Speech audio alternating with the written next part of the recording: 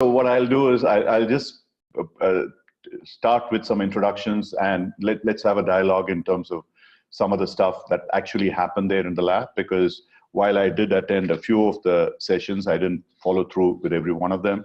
I didn't really join a coaching circle, and so missed out a lot on that. Probably I'll do it the next time.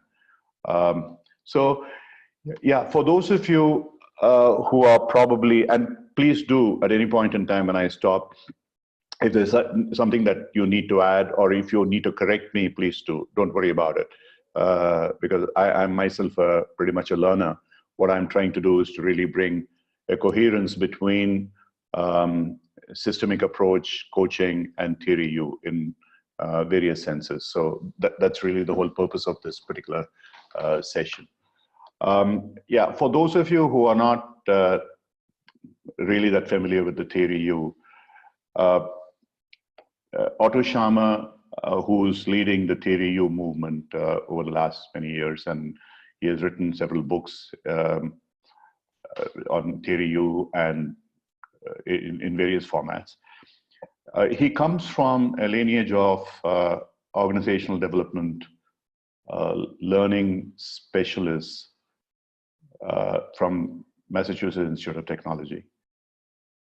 And the founding father of that was Kurt Lewin, who is considered to be the father of organizational development, which was started, I think, at Bethel, Maine, during just after the Second World War, when he moved from Germany to the United States. It's a founding institution for NTL, National Training Laboratory, which he set up in Bethel. It is really the founding institution for organizational development. It's kind of a mecca for all ODs specialists. It's an amazingly vibrant organization, great experts. I'm privileged to be part of that NTL group as a member. And in later days, there were people like Edgar Schein, who followed him and who was also at MIT, and Peter Senge, and now Otto Scharmer. It's almost like the greatest gurus of all in these areas, especially of learning theory, organizational development, and so on, in various forms. Each one has gone in a different way. Peter Senge has been pretty much on learning. Edgar Schein has been on OD, consulting approaches. His humble inquiry should be required reading for any coach. And now Otto Scharmer with his theory U. So one of the things that impresses me about theory U is it's very much founded on the principles of coaching. And it's also very much founded on the learning cycle, as it were, which is moving from unconscious incompetence to conscious incompetence to conscious competence, and finally to unconscious competence. One of the basic tools that Otto Scharmer uses in theory is that by and large, most of us, when we are looking at the future, when we are looking at what we want to do, it's usually as a projection of what has happened in the past. And it doesn't really help, because our past has been a series of conditioned experiences. And if you are still controlled and conditioned by those unconscious incompetencies, it's going to be extremely difficult to break away from those and move into a future position. And so if you go through his book, Theory U, one of the pictures that he draws right in the beginning is about two peaks and a huge chasm in between, and someone standing there at one side of the chasm on a peak, looking to jump over onto the other side, what he calls as an emerging future. So the whole principle of Theory U is about that emerging future. The emerging future is a leap of possibilities from where we are now into the future. And it need not necessarily be one that is a gradual evolution. It could be an instant stroke of awareness, instant enlightenment, which is typically what happens in any kind of a coaching conversation as well. And these are some of the things which are extremely synchronous and parallel with coaching concepts. The state that we are in, and which, as Otto Schoma correctly says, pretty much the whole world in many parts of the world is in, be the conditions that may prevail in the US currently, or the Brexit in UK, or various other parts of the world, or in India for that matter, or China or Hong Kong, wherever it is. He calls it the state of absencing. In a sense, the darkness, what he calls a social pathology. And he terms it as also the economy of, or economies of destruction in one of his books. In absencing, what we are constantly doing is download the past conditioning into what we do today. So some of the basic responses that people have, and every one of us, I think, is guilty of it in some way or another. Some are more guilty. Whether you look at climate change or a problem of immigration or it's religious intolerance or whatever, like Sharma says, the first response of most people, especially those in power, is to say that this is not happening. Oh, there is no such thing as climate change, as Donald Trump is so fond of saying. This is all a fiction. This is all creation of people. And those are people who are the creators of maximum damage. Unfortunately, there are many such issues. That's not the only issue. Oh, we don't have a problem of immigrants. We don't have a problem of religious intolerance. We don't have a problem of dissent. So everything is negated based probably on multiple things, which is a desire to hold on to power, greed, whatever it may be, or sometimes pure ignorance. And when it goes beyond a point that you cannot hide anymore, what happens then is, oh, I'm not responsible for it. If it is there, it happens. It's got nothing to do with me. I'm not responsible for it. And the third step beyond that would be, even when we believe that we are in some way responsible for it, maybe I'm responsible for it, but there's nothing that I can do about it. I can't do anything about it myself. So these are various stages of absencing, which we see happening around us everywhere. And to be honest, I mean, you can see it happening in your own community in many ways. If there is going to be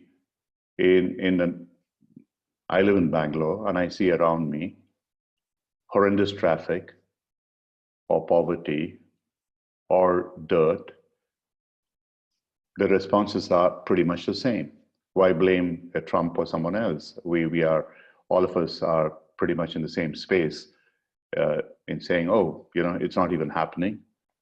Oh, I managed to get by somehow, or I'm not responsible, or even if I'm part of it, the problem, there's nothing that I can do about it.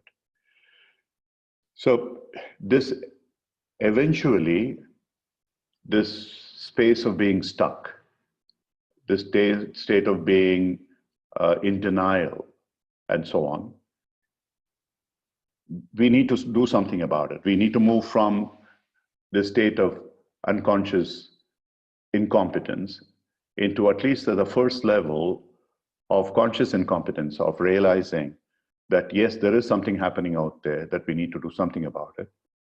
And then from the conscious incompetence or the conscious competence of doing something about it. And that becomes a habit. And so in a sense of moving forward from inaction to action, moving from unconscious incompetence to conscious incompetence and conscious competence. And that whole process is what he calls as moving from absencing to presencing. So he talks about it as a process of theory U, in which, in the state of absencing, our mind is closed. We don't want to accept that there is an issue. Our heart is closed. We don't want to do anything about it.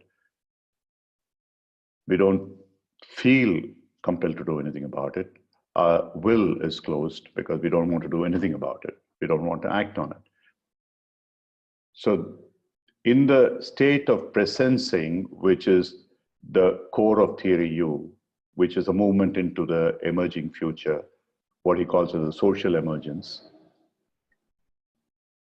the three steps are opening up our mind in terms of curiosity to be able to see what we so far have not seen, open up our heart to be able to sense what we do not sense so far, and ultimately do something about it as an open will.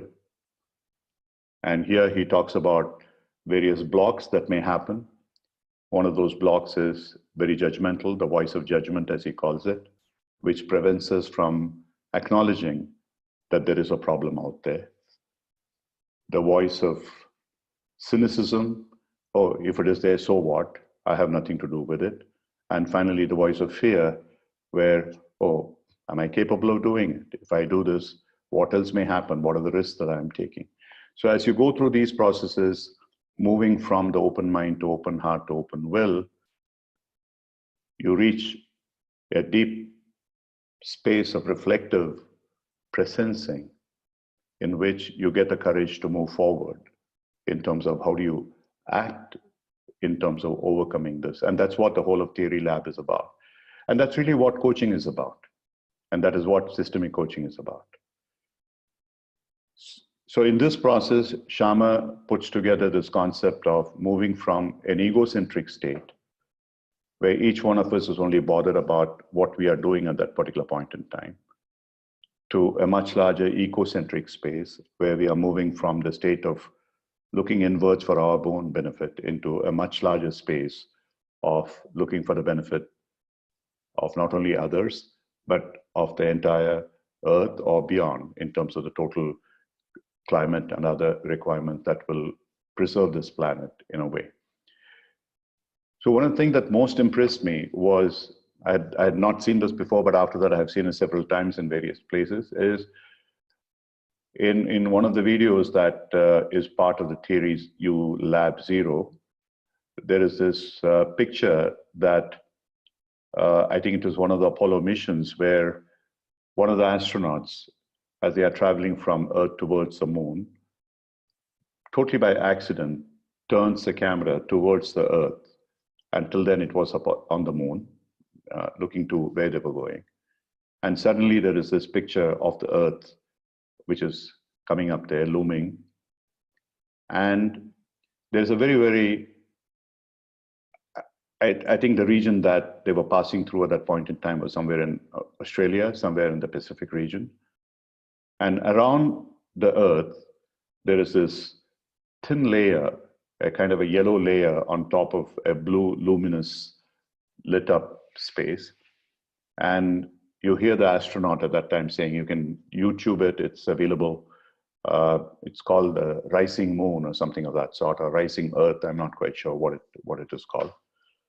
And the guy says, you know, it's so fantastic to see, and at the same time, so frightening to see that our entire existence depends on this thin layer, which protects us from the radiation and various other kinds of things which are puncturing through the ozone layer. The whole Earth will perish. And that is what is likely to happen if our climate, the way that we are destroying our climate, our environment doesn't change. So it's a beautiful statement. It's something resonates, and that's something that is happening in pretty much every state of our existence in the world today, at different parts of the world, in various degrees. One may not be as big as to destroy the entire planet, but it could quite possibly be enough to destroy the community in which we live in. For instance, very near the place where I live in Bangalore, and the whole of Bangalore, actually. It used to be the city of 1,000 lakes, and it used to be the city of 1,000 or million gardens. Single-handedly, the politicians in this country have reduced it to practically nothing. And most of the lakes have been silted over deliberately, and property developers have built all kinds of stuff over it without even caring about what's going to happen to the future generations.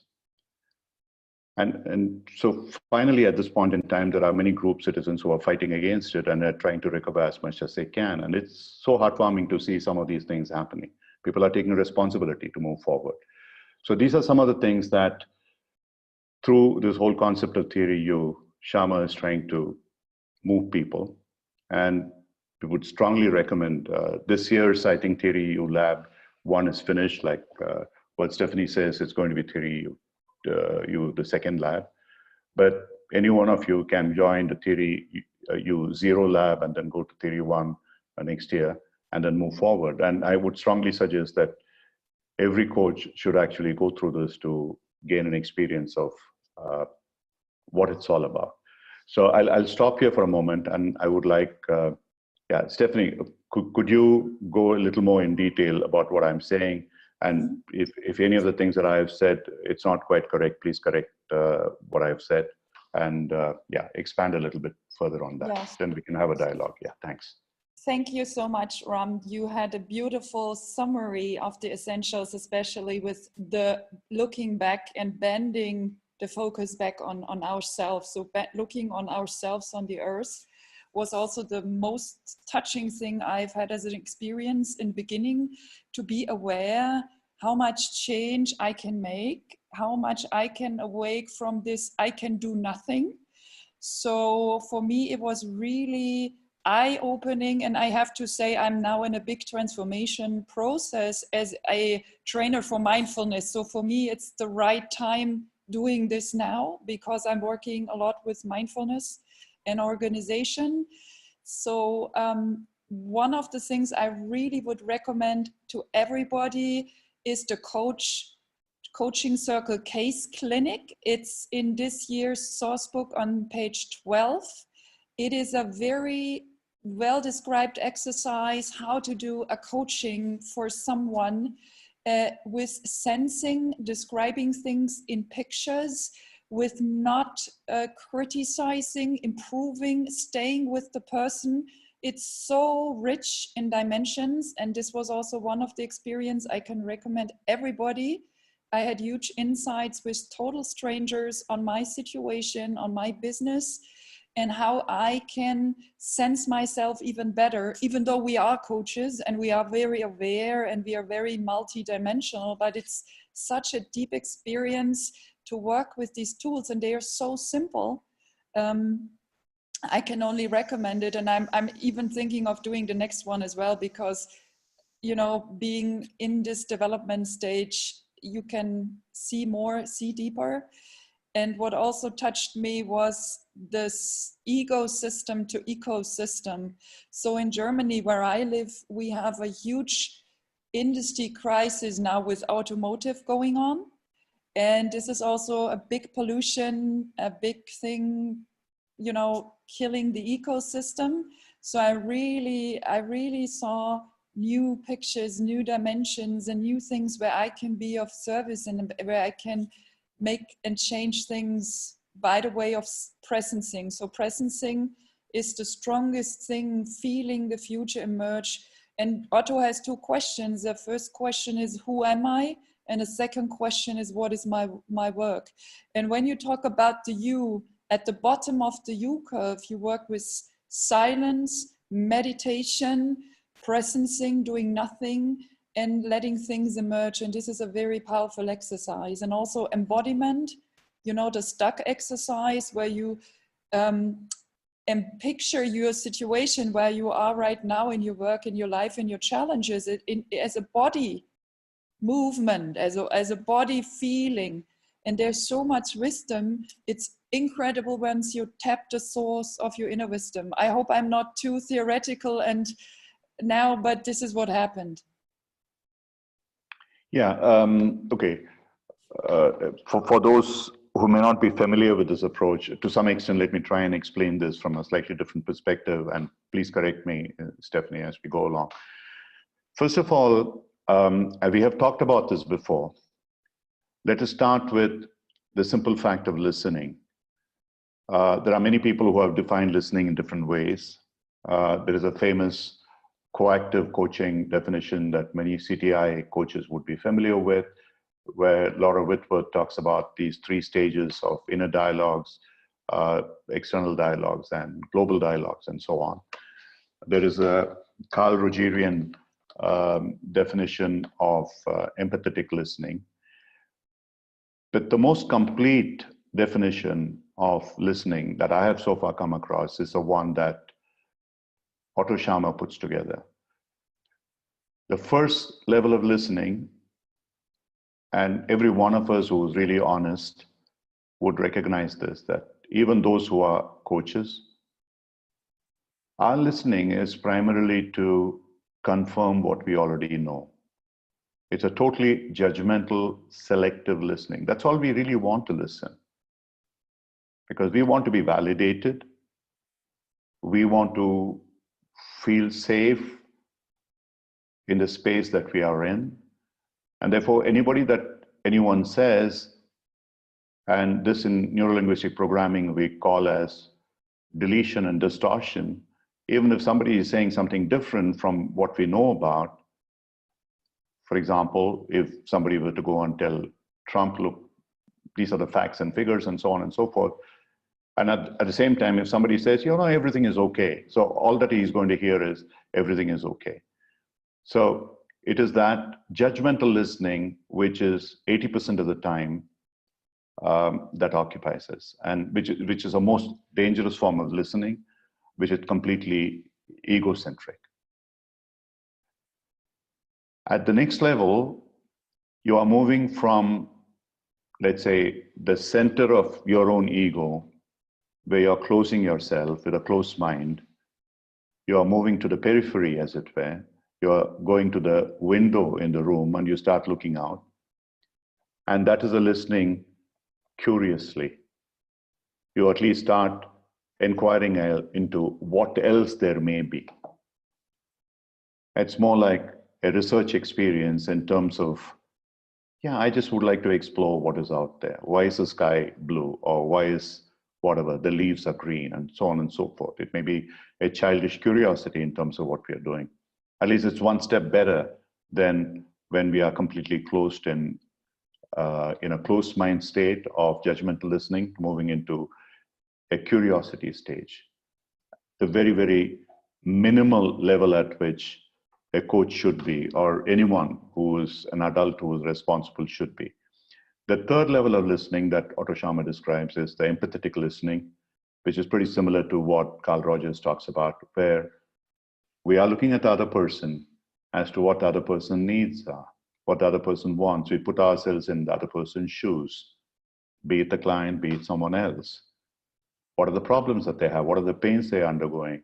If there are people out there who do not have enough to eat, what is it that they are going through? What is it that we can do about it? And that is the empathetic listening, empathetic observation, empathetic visioning. And what I have rarely ever read about, and the first time that I came across, was a fourth level of listening that Otto Scharmer talks about, which is called the generative listening, where he says, can we look at it in the sense of listening to someone as to what that person wants to be? Or even if it's not someone, the climate, the earth, the world, as what it should be, what it wants to be. The generative listening, the generative visioning is amazingly the most powerful way of looking at it. And if you're looking at a coaching conversation and you're trying to bring it back into a limited space of what we may do with a client in front of us, we keep telling our learners, can you look at the client in terms of what the client wants to be? What is the desired outcome? Can you visualize the client in that space? And as you visualize a client in that space, you no longer see the deficiencies of the client. You do not any longer see about the weaknesses of the client, the incompetencies of the client. Instead, you see the potential, the strength. What is it that can take the client forward? And then all that you have left is to how to move the client forward. That is how powerful that simple one shift that can make, moving from even a very high level of empathetic listening, where you are putting yourself in the client's shoes, but that is still where the client is today in the present moment, in the space of that client, where the client is possibly disempowered. Because a coaching conversation, typically, again, going back to Carl Rogers, is about a coach who's congruent and empowered with a client who is perhaps not congruent and disempowered. And that's the reason why the client has come to the coach. And so you are really looking at a person who is in a sense disempowered, who is in a sense, therefore, misaligned and incongruent in terms of what the client says, what the client feels, and how the client acts. And these are the unconscious incompetencies which are holding the client back. And so in order to truly be able to help the client move forward, you don't need to be a therapist. All that you need to do is to not merely place yourself in the client's shoes, but place yourself in the client's generative shoes, the shoes of the client as the client wishes to be, the outcome that the client desires as an empowered person. And if you're able to do that, and I think it takes some effort, but if you're able to do that, you would see miracles happening. This is something that after listening to Otto Scharmer in the last couple of years, I have again and again tried to do that. So as a part of the Theory U lab, if I remember right, there is a listening exercise where they ask you every week. In fact, I get a message every second day or a third day. So can you rate your listening in terms of what percentage of the listening is level 1 listening, which is judgmental, selective listening, and how much of it is curious, level 2 listening, how much of it is empathetic listening, and how much of it is generative listening. And if you sort of follow that, and if you journal it yourself, you will find an amazing improvement that is happening. It doesn't have to be about a particular client. It could be just about a situation outside of you. It can be that you look out of the window, like what Stephanie is saying, something is happening in terms of the climate, or something else that is happening in Germany, or something else that is happening outside my window in my home in Bangalore, or wherever you are. So there your eyes have been pretty closed, and you want to look at what is it that you want to look at, not the reality of what is happening out there. Some of those people who are suffering, some of those people who are in pain, who are not as privileged as you are. And if you are able to shift your visioning, your listening, and your perception from that level 1, which is a closed mind, into the next level of at least a curious, open mind, and then move into the empathetic state, which is an open heart space, and finally into that generative space, which is the open will state, where you really feel, yeah, now I can actually see what can be done. What is that emerging future? What is it that the future wants to be, in a sense? What is that space wanting to be in future? Can we move there?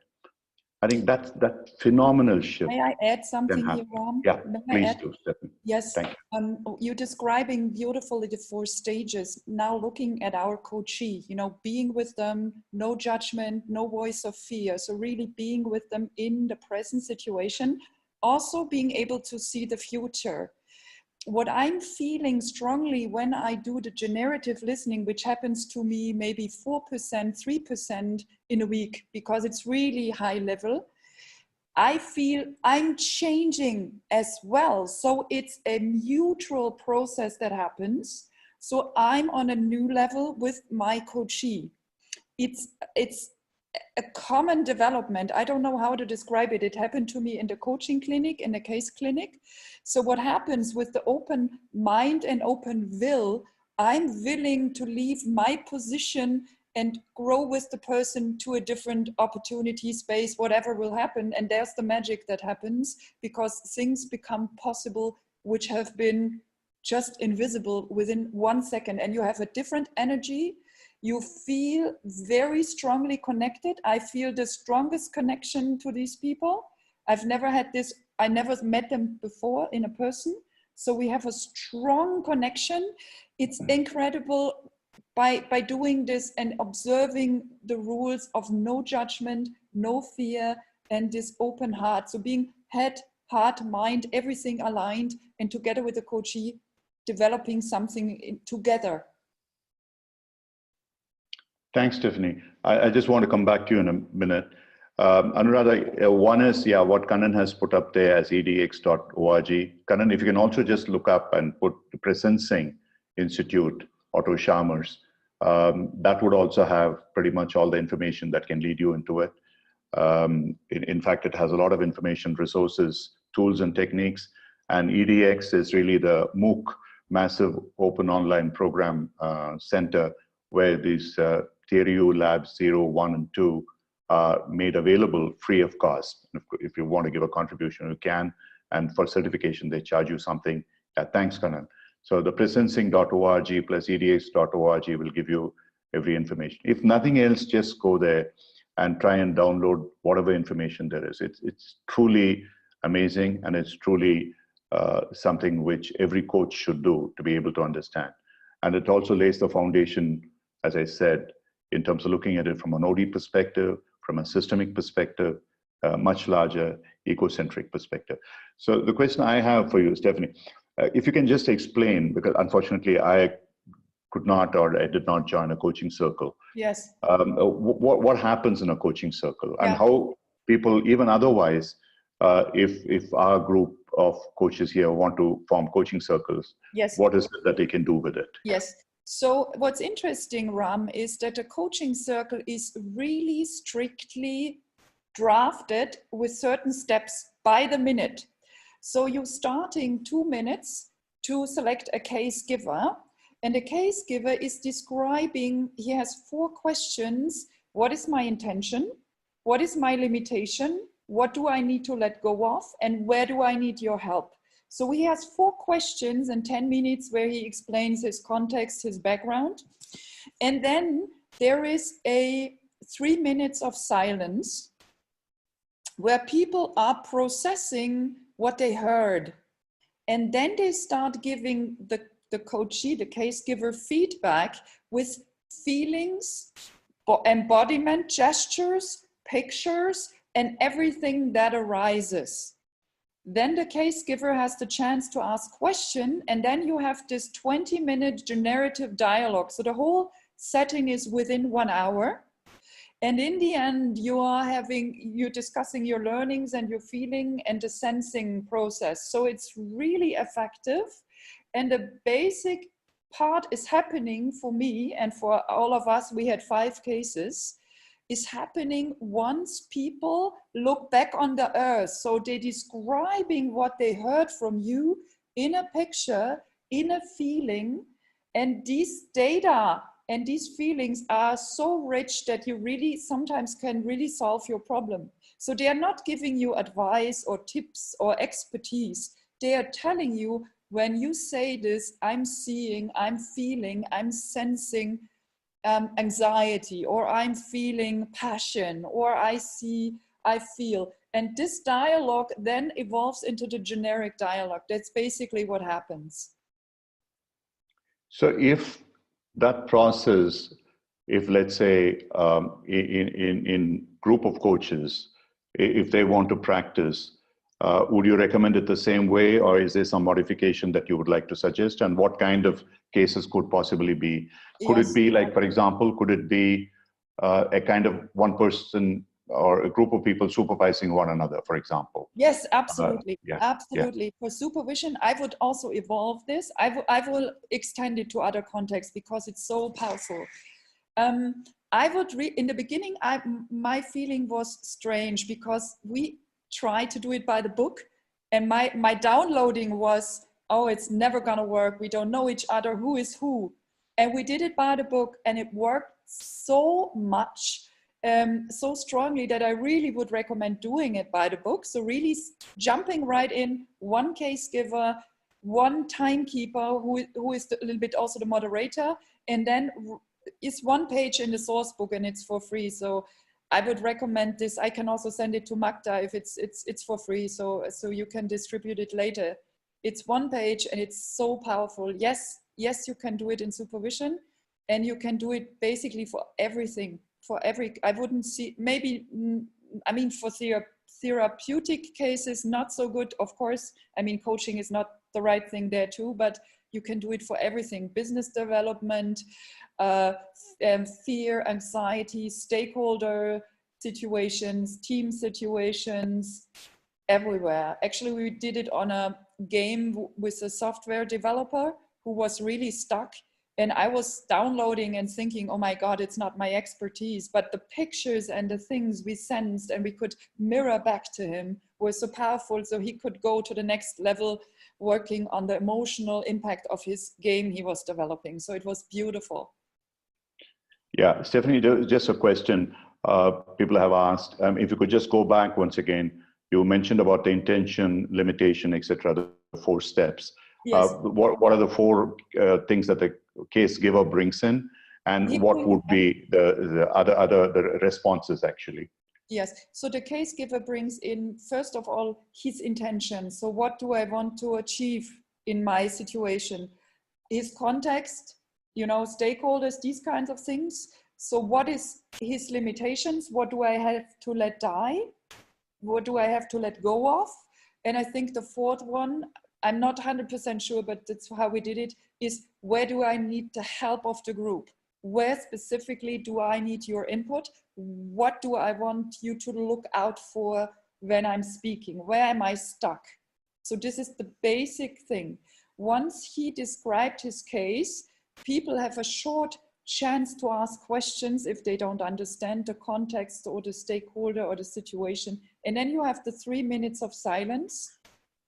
And after the silence, you're describing back to the case giver, when I hear you say that, I see a picture of something, I feel something, there is a gesture, there is pain. So everything you're sensing in these 3 minutes that comes up, you're basically telling him. So using the power of the silence to let things emerge.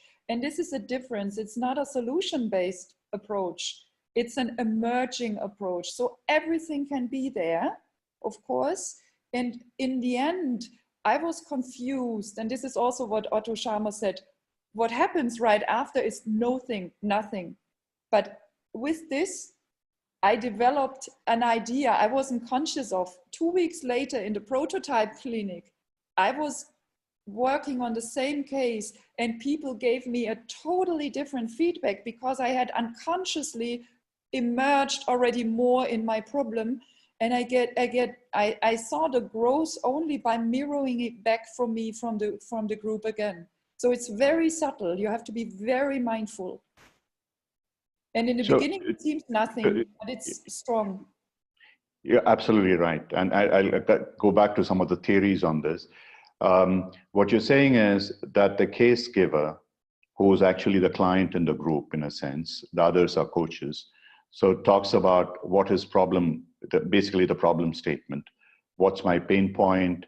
What is it that my intention is really the outcome that I want to do? And it's like in a coaching conversation, the PCC markers. Why is it important to me to let go of that? And then what is it that I need to do to be able to do that? So will you please help me? Something like that. It's a plea. But it's not a solution, Ram. So that's a big difference. Not a solution. Right. It's a shift. Yes. Yeah. Yeah, it's a shift. Okay. Yes. So, and in that shift, that is what Otto Scharmer calls about. What is the situation outside calling you to do, as it were? And we also heard in the colloquium some people like Alan Seal coming to the same thing, that the space outside, in a systemic sense, what is it asking you to be, as it were? And whether the answer comes or not, that's a different matter. So here, when people are silent, And what they do is not to offer solutions, but they, in that silent space, they generatively have listened, they now visualize, and they feed back exactly what they feel within them. As you said, in various forms. It could be as metaphors, it could be maybe in just gestures, it could be visualization, it could be whatever it is. And that's all that they do. And then the person who is the client interprets it in whatever way that it impacts the client and to form an opinion. I can tell you in my case what happens, and that's where the magic happens. So I was looking for an opportunity for my mindfulness business, and some of the feedback was that the way I want to live that with me is best to look for opportunities in the education sector. And I have no connection to the education sector whatsoever. I took this in the back of my head. 2 weeks later, I met a lady who is working with education and said, we are working on ULab 2 prototype in education, and can you join us with mindfulness? So it emerged. So now I'm in a project with education. So this is, and the first thing I was thinking, okay, education, is not my thing. But what happened, it worked, and I met someone. So nothing happened until 2 weeks later, I met the lady, and now I'm in an education prototype. So it emerged from this idea with no consequence, but then they asked me, yes, we need a mindfulness trainer in our project. So what you're in effect saying is that there was absolutely no cognitive, analytical, rational link to what happened in that coaching circle space and what transpired. And yet it was almost as if there's a collective consciousness that was in play out here, and something really happened and somebody reached out to you. Exactly. Because, this is something extraordinarily powerful. This I have experienced many times. There are processes which, but this is a much, much simpler process. Just by doing this, if one is able to do it, like you said, Kannan has put it already there in terms of the tools and techniques and that presencing org. Most of this information is available. So please make use of it. Try and see, experiment with it. That's all that we are asking of you.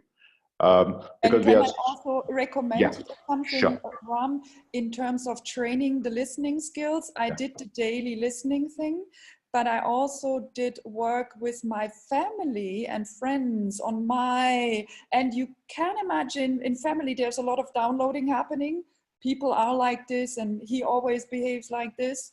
So what I saw, I met new people in in my downloading. So if you want to test it a little bit, especially the empathy walk, it is really great to do it with family and friends, because it's a safe space and you open up so much more deep connections. It's incredible. Thanks a lot. Magda has brought in Draven. Draven also has done this program similar to what you have done. So Draven, Stephanie had just talked about what happens in a coaching circle.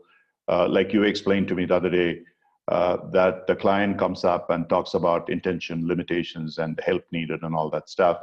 And the rest of the people in the coaching circle feed back in terms of metaphors and gestures and whatever they have, something back. And Stephanie has just talked about how it actually manifested in terms of something actualizing in a completely different context that she never expected that would happen.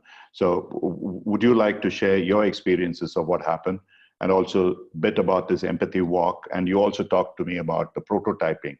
So if these are some of the elements, if you could just briefly explain. Sure. Thanks. I'm sorry, I missed out on some time now. I just joined. As I went through theory, the first thing that happened during the coaching circle for me was when we shared not giving feedback in terms of solutioning for the situation that the person was bringing into the case that they were presenting.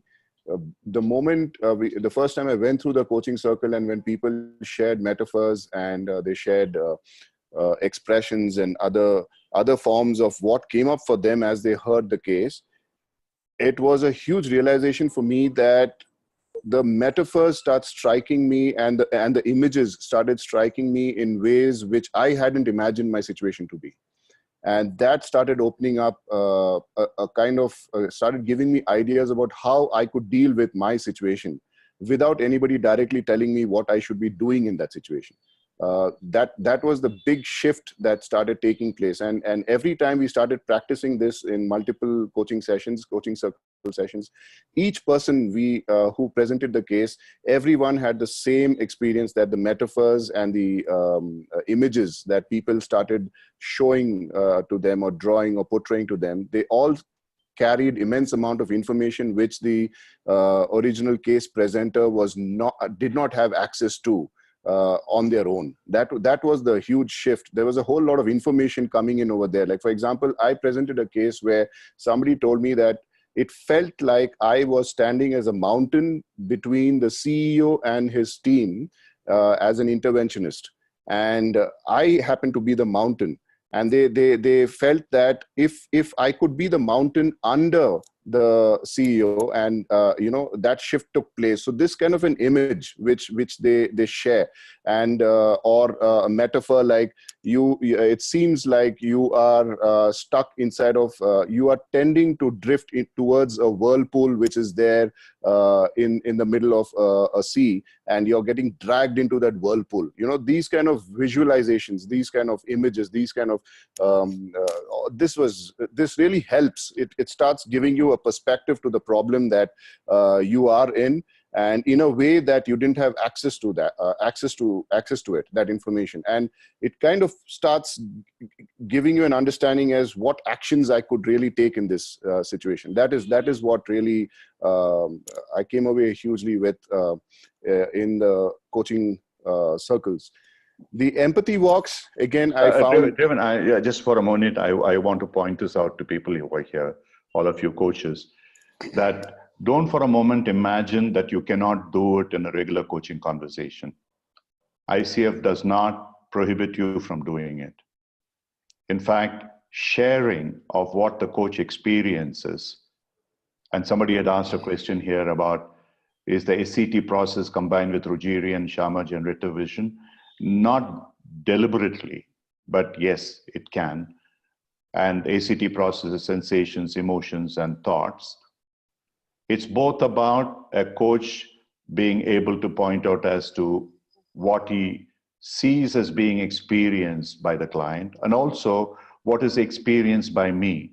In this particular case, in the coaching circle, pretty much they're only talking about what they experience in metaphorical or other forms, and feeding it back in a way which are far more powerful than words. And it has an amazing effect because it works on the unconscious mind. And if you study enough of Jungian theory, it has a far more powerful connotation in that. And as Stephanie was saying, there is surely a collective unconscious, a collective conscious, or whatever you want to call it. In the Jungian theory, it's collective unconscious. In the Hindu Buddhist theory, it's called the collective conscious. There is a way that we impact one another. It's like the famous saying, the butterfly fluttering its wings in China creates a cyclone or a typhoon in Peru, or whatever it is. The universe is a membrane, it's an energy membrane. And whether you believe it or not, it does happen. And so these are one of the effects. So what I would urge all coaches is also to experiment with, in their coaching practice with a client, as to when they hear something really powerful coming from the client, share what you feel. Share your emotions, share your sensations, what is happening in your body and the thoughts, but non-judgmentally. It's not your agenda. It doesn't have to be leading, but this is what I feel. So how does that make you feel? Does it create any kind of a shift in you? What shift does it create? What do you see happening out there? Something like that as a question. Yeah, yes, Raman, if you could just continue with the empathy walk, and then I want to go back to Stephanie and ask her for her experiences. Sure. The empathy walk was extremely useful because we had it in two parts. First was in a professional kind of a setup, and then subsequently later on in the program, it was with one of your in your personal relationships, and both of them were extremely useful. In the professional setup, like for example, I took on an empathy walk with a person who was a very senior executive in the same organization, and I didn't know much about this person, but I chose this person and went on a walk with this person for about 90 minutes.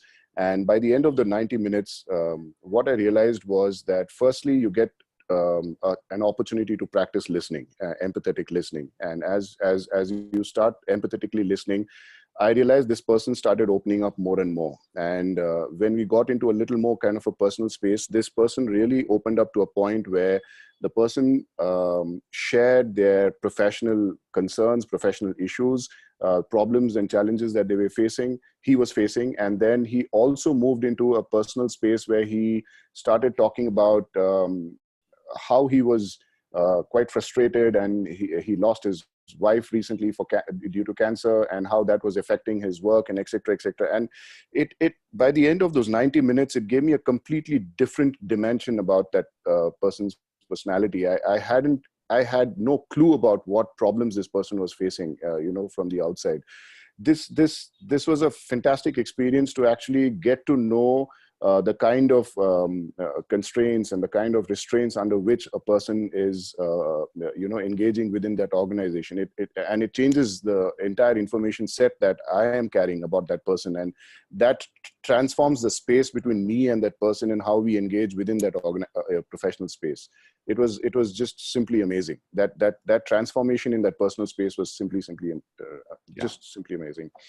And the same with family members. I did this with my wife. I did this with my daughter. And I actually thought I always knew my relationship with my wife and my daughter extremely well, because I'm pretty, we bond very well. But what information came out in the empathy walk was things that I really didn't know. I thought I knew, but I didn't know. So this is, again, it transforms the space in the relationship that you have with these people. That is what happens in the empathy walk.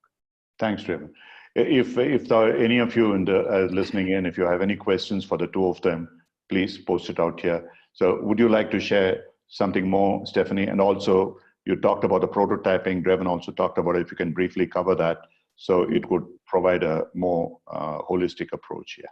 Yeah, I can echo what Drayan just mentioned about the family members. I did the empathy walk with my husband on a business problem of his, which we have for a year now.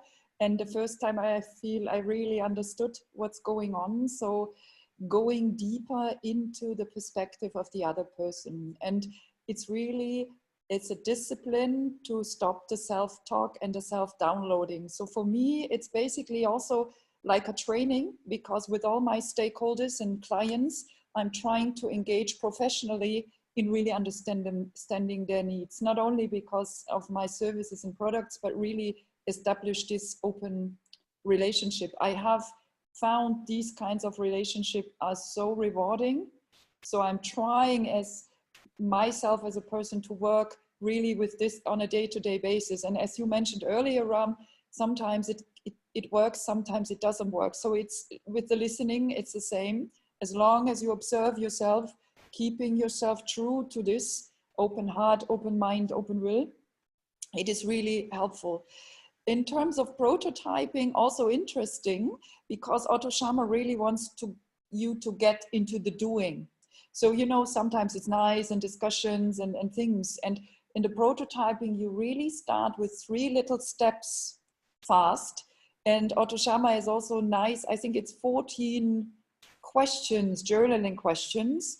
What do you want to do? What is the next concrete step? So with working with this journaling questions, which is also a huge part of Otto Scharmer's work, constantly working with the journaling, you get into a plan pretty fast. And we moved into a prototype for schools where we want to establish a more learner-centric atmosphere on eye level. It's not downloading from teacher to kids. It's more like a community of learners. So that emerged from ours seeing different systems differently. Not, you know, the top down one way, but more creating an atmosphere where people can really achieve their potential.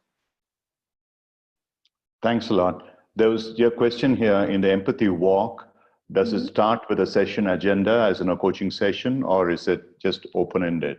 No, actually, it's really more, I think there's 3 or 4 questions as well, especially when you do it with the stakeholders. There are specific questions, but usually it's more your intention of really listening, not interrupting, not putting your filters on. It's more a self-centering thing. So what I did it in the forest, which is pretty much grounding me, so that I'm not jumping in my old patterns. So we did it walking. We really walked an hour in the forest in nothingness.